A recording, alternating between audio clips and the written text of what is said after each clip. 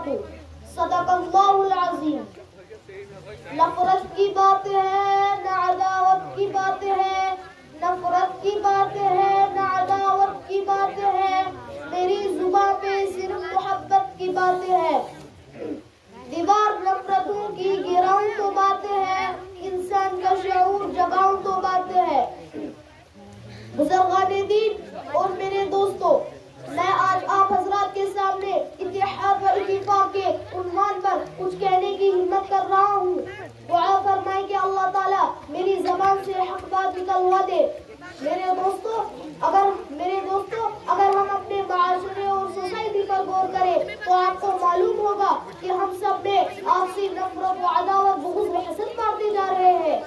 ہر روز اختلافات میں اضافہ ہو رہا ہے، اتحاد و اتفاق ہم سے رخصت ہوتا جا رہا ہے۔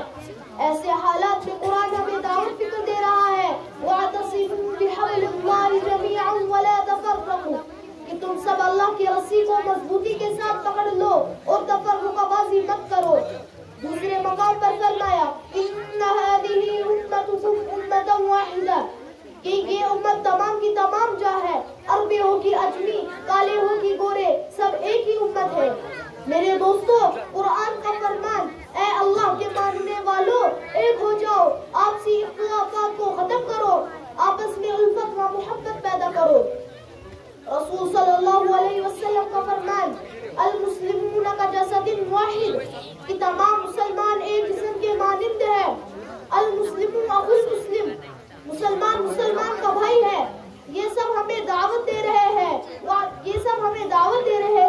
وَاعْتَصِمُوا بِحَبْلِ اللَّهِ جَمِيعًا وَلَا تَفَرَّقُوا، قرآن کی آیتیں اور رسول صلی اللہ علیہ وسلم کی حدیث ہمیں پکار رہی ہے، ایک ہو جاؤ، کامیابیاں قدم چومے گی۔